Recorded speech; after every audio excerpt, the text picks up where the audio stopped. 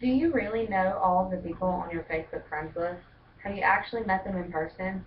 Are they really your friends or are they just your acquaintances? How much of your daily life does Facebook take up? Well, in the article that I chose, the title was Facebook Friend or Foe. And the author used a lot of great points to demonstrate whether or not Facebook was a benefit to our society or if it was a negative benefit. And personally, I think that um, Facebook takes up too much of our daily life. It tells us everything everybody's doing. It tells us where somebody is. It tells us when they're there. It gives us Facebook picture updates. You can pretty much not even have to call anybody anymore just to find out what they've done all weekend. It basically dims the means of communication between two individuals of a face-to-face interaction. Molly Season, she states that that Facebook is actually introduced in 2004, and now it's gained over 600 million users. But it's redefining the relationship of communication with other individuals.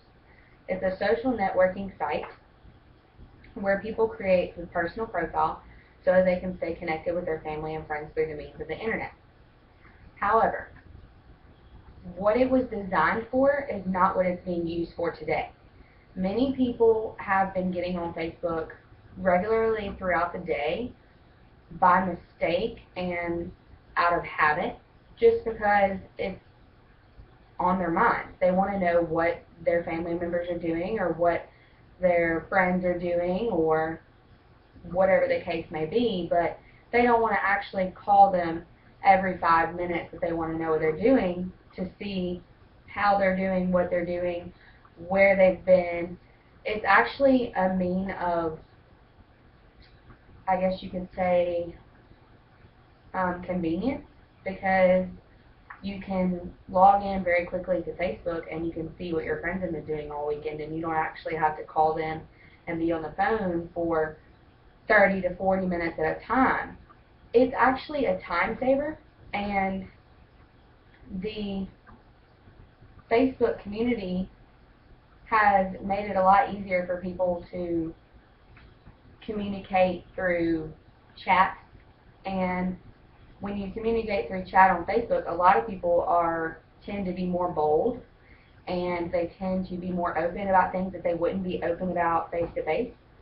And it's actually not good for our society, because if someone is being more bold on a chat through the internet, then they're not actually showing their true colors, because if they were in person, then they wouldn't be chatting like they are through the internet.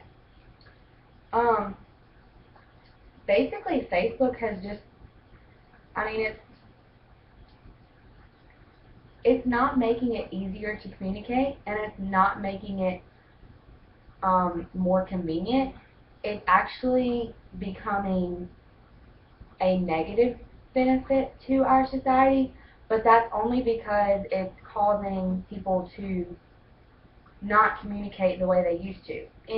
Relationships have become a lot less intimate, and people are no longer actually calling people.